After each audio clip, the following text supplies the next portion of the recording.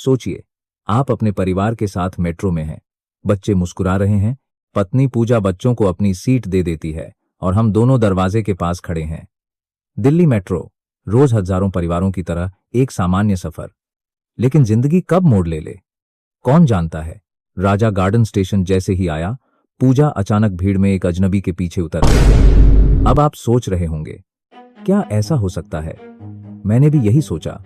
मैंने जोर से आवाज लगाई, पूजा, यहां नहीं उतरना है। लेकिन जैसे उसने मेरी आवाज सुनी ही नहीं। अब मेट्रो के दरवाजे बंद होने का सेकंड्स का खेल था। मन में घबराहट, हाथ में दोनों बच्चे, दोनों रो रहे, मम्मा मम्मा। उधर लोग कह रहे, भाई साहब अगले स्टेशन उतर जाइए। तुरंत अगला स्टेशन आ गया। बच्चों को लेकर उतरा। मोबाइल से पूजा को फोन लगाया, नेटवर्क ब्लॉक, कॉल ही नहीं लगी। सोचिए उस वक्त दिमाग में क्या चल रहा होगा। क्या आप भी कभी ऐसी स्थिति में फंसे हैं जहां सब कुछ आपके कंट्रोल से बाहर हो गया हो? मेट्रो ऑफिस पहुंचा, पूरी घटना बताई। उन्होंने पिछले स्टेशन पर जानकारी दी, लेकिन दिल बैठा जा रहा था। क्या देर हो गई थी? यही है मेट्रो में पैसेंजर फ्लो कंट्रोल। लेकिन जब अपना कोई खो जाए, टेक्नोलॉजी भी लाचार लगती है। किसी तरह घर पहुंचे, दरवाजे पर अम्मा खड़ी थीं। पूजा बहू कहाँ है? आंखों में सवाल, भारी खामोशी। बच्चों को संभाला। बेटा अभी भी मां को पुकार रहा। अब परिवार, रिश्तेदार, सबको फोन लगाया, कोई सुराग नहीं। ये वो पल है जब सपोर्ट सिस्टम और कम्युनिकेशन गैप, दोनों का मतलब समझ आता है। क्या आपने कभी किसी को इस तरह से खोया है? आखिरकार फिर कर दी। हर दिन पुलिस थाने के चक्कर। लेकिन पुलिस वाले बोले, भाई साहब रोज रोज मत आओ, मिल जाएगी तो बता देंगे। वो प्रोसीजर और रियल लाइफ का फर्क समझ आ गया था। बच्चों को दिलासा दी, मम्मी मिल जाएगी बेटा। लेकिन अंदर ही अंदर दिल बैठा जाता था। रातें काटना मुश्किल, नींद गायब। क्या आपको भी कभी लगता है सिस्टम सिर्फ फॉर्मेलिटी निभा रहा है? ठीक एक हफ्ते बाद सुबह 5 बजे अनजान नंबर से कॉल, मेरी हालत बहुत खराब है, मॉडल टाउन मेट्रो स्टेशन आ जाओ। बस दिल की धड़कनें तेज और फोन कट। कार निकाली, मॉडल टाउन पहुंचा। आंखें हर चेहरे को तलाश रही थीं। सोचिए, जिंदगी में कभी ऐसा वक्त आया है कि आप भीड़ में अपने किसी अपने को ढूंढ रहे हों? आखिरकार एक पेड़ के नीचे पूजा बेहोश, उसकी जीन्स खून से सनी थी। एक पल को लगा सांस थम गई। अस्पताल भागा, डॉक्टर को दिखाया। फोन पर अम्मा को बस इतना कहा, पूजा मिल गई, बच्चों का ध्यान रखना। अब अस्पताल का माहौल, अजनबी जगह, अजनबी लोग, और हर कोई एक ही सवाल कर रहा, क्या हुआ?